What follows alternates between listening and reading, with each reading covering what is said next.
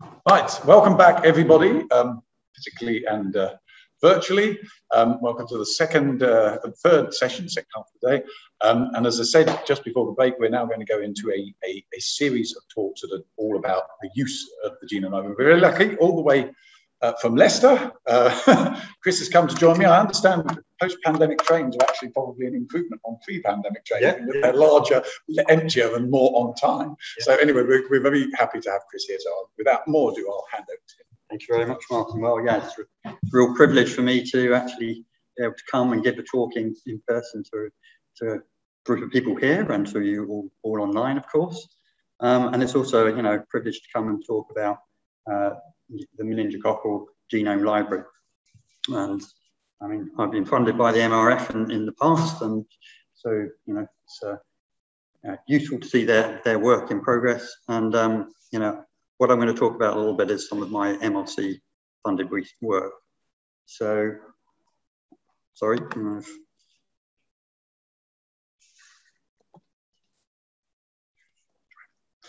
So I'm going to focus on the work we've done on phase variation, but the kind of things I want to emphasize that we've been using the database for is analysis of gene distributions, how useful and easy it has been to add and analyze genome sequences in the database.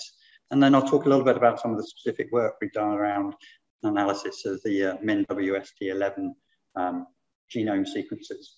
And then I've got one slide which actually indicates the uses for teaching, and I think actually for me that's been quite a useful aspect of the database. So I'm not going to talk about the slide in general, but this is just a reminder of phase variation. It's a process of switching genes or phenotypes on and off at high frequencies in a reversible manner, and in the meningococcus that's mediated by repetitive tracks and mostly poly-G repeats that are either in the reading frame or the promoters of genes. And many of these phase variable genes, they encode outer membrane proteins or modify outer membrane antigens. And this slide shows you some of the phase variable iron acquisition proteins. And for the first couple of slides, I'm going to talk about these hemoglobin binding proteins, and there's two of them in the meningococcus that are subject to phase variation. And I thought it would actually be a useful starting point to talk about how we were doing analyses before the database was available. And so this is a paper that we published in 2011. There's actually some work I did with Martin and his group. And what we were looking at was the distribution of these receptors. And we obtained from Martin's lab about 500 genome extracts, and then we PCR amplified fragments of the two genes. And what we find is we have some strains had both of them, and some had either one of the receptors or the other receptor. And then we looked at the associations of those genes with disease, and we found that the HBOA gene, when it was on its own, was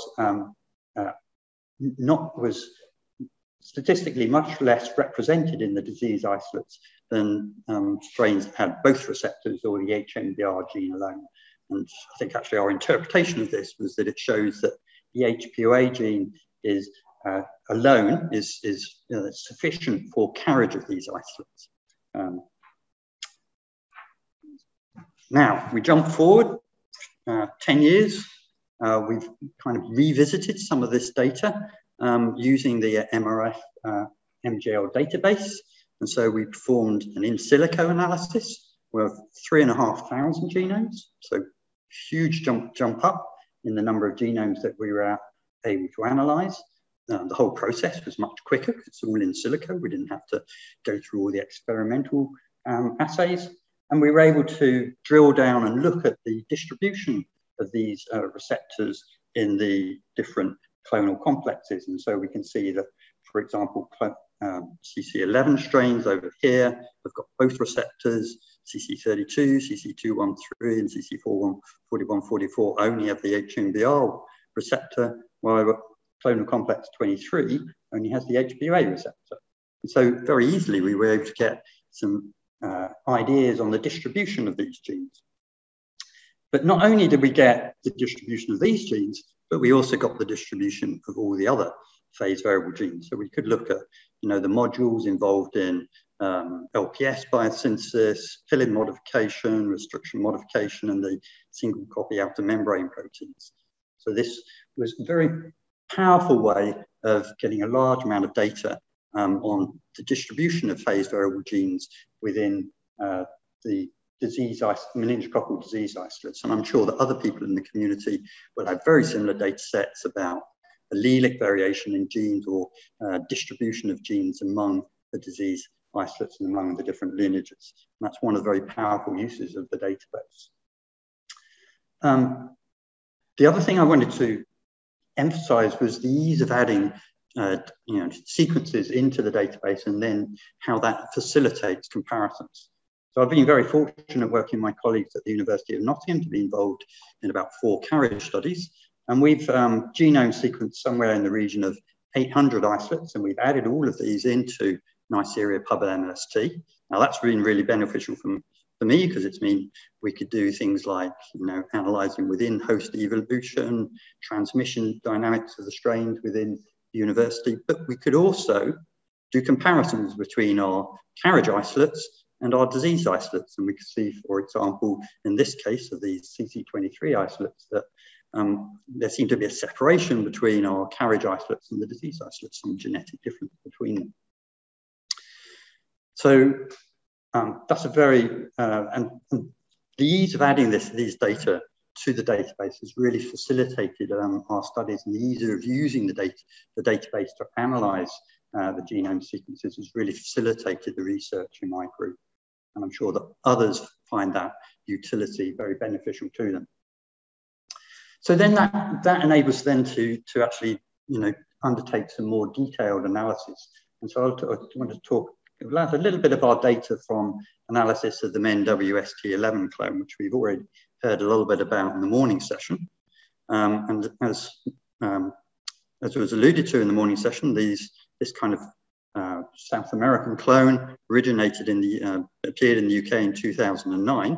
And then in 2013, it went a sub-evolution into this clone, the 2013 clone, that had a few genetic differences to that original variant. And so this was of interest because in our carriage study that we did in 2015-2016, we detected a 10-fold increase in MenW cases within the University of Nottingham. And we found that, so that was between the starter term when students arrived and after they'd been mixing on campus for a couple of months. And we found that most of that increase in cases was due to the 2013 subvariant rather than the original variant. We were able to map our carriage isolates onto the genome tree, and so we can see them in red here, scattered amongst the disease isolates. And then we were able to do some analysis of the phase variable genes. So the slide I showed you earlier, we actually use a program called Genomic to extract PV data from the genome sequences. And so we use this to analyze these MenW11 strains. We can also use the read data from the database to reassemble some of the sequences. So we can get, for those genes that are not so well assembled in the sequences, we can get even more data. And one of the comparisons we did was between the 2013 clone and the original isolate.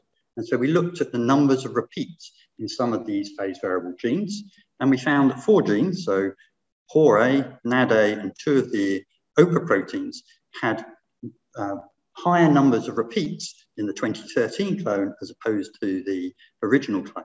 And so our interpretation of this is that this means that this strain can vary the surfaces much more frequently, and that may facilitate either persistent carriage or transmission. We're then able to also look in detail at the expression states of these genes. So we code these, we can turn repeat numbers into whether the gene's on or off, or the level of expression. We code that data, and so we can look at it for individual genes. So we might look at the FET-A gene and count how many isolates have each of these different states, but we can also put genes together to give us a combinatorial expression state, something we term a phasor-type. And so we did this for the MenW strains, and this slide shows you some of that combination of data. So over here in this part A, we compared the disease and the carriage isolates for each of the individual genes, and we found that there were statistical differences between the disease and carriage isolates for 4 of these genes, so FET-A, POR-A, and the 2 PIL-C genes. We then put together a phasor-type for the PIL-C genes, and we see that in the invasive isolates, there's a statistically significant proportion of them that tend to have both of these genes switched off. So indicating that maybe switching off these genes is in some way associated with the ability to cause disease or arises during the disease state. Other things we were able to rule out, for example, the combined expression of the single copy outer membrane proteins. There's no real difference between invasion and carriage. And there was no real difference, no statistical difference in the number of OPA proteins expressed. One of the things that we're currently involved in is a much more ambitious study. So my group's funded by the MRC, and this is in a collaboration with Sam Shepherd's group at Bath. And what we're trying to do is to phenotype a large group of strains and to try and associate the phenotypic variation with differences in the genome sequences. So we started we aim to do both the CC23 and the CC11 strains, but we started with these MenW strains. So we've taken about 163 strains, evenly split between carriage, and the 2 disease clones. And we've analyzed a number of different phenotypes, so biofilm formation, growth rate in BHI and RPMI, and also adhesion to eukaryotic cells. And we're now in the process of performing the GY association studies to try and link that variation to specific allelic variation within the genome sequences. And that's, I think, something we've kind of alluded to this morning about the direction of travel that the field might need to go in. So we're struggling, or we're working hard to try and get this to work. So this is my teaching resource slide. This is some data that was generated by a 3rd-year undergraduate student who did his project with me last year. And one of the things we asked him to do was to look at these repetitive sequences, these DRS3 elements, which are found in multiple copies in certain regions of the meningococcal genomes. And so we asked him to look at, see how many copies of these genes were on either side of the OPA genes. And so he was able to do this, take sequences from one strain and blast them back against the other strains, and then count how many of the repeats there were. And so he's done this in this data set for 24 of the MenW CC11 strains. And so this is a 3rd-year undergraduate student, very limited experience of doing any sort of bioinformatics, and he was able to do this with very little help from myself or the technician who was looking after him in the lab. And so this has been really useful for me. I've done this with a lot of students, is just point them to the database, tell them to extract some information, and they learn about genomics, bioinformatics, but also about the disease processes. Oh.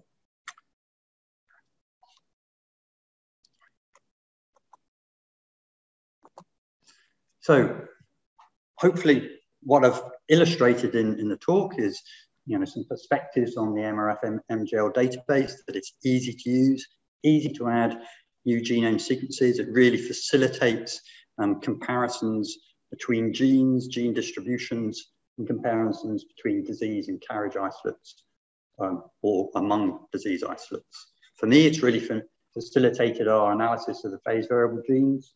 It's a resource for the raw sequence data, meaning we can do other analyses very very easily without having to try and find those sequences in other databases. It's a good teaching tool. And, you know, I've got a few reflections on here that the ways we might go in the future. Just to posts who I've drawn from you know, a lot of the data I've presented have been through my lab. I've described here. I'm really grateful to my colleagues in Nottingham who I've done the carriage studies with, and we've generated resources that have then gone into the database. Julian Parker has helped me get some of these sequenced. Sam Shepherd, I'm doing the GWAS analyses with, and of course, Ray Burrow and team have provided me with access to the data, and we spend a lot of time talking about the types of things that we're doing.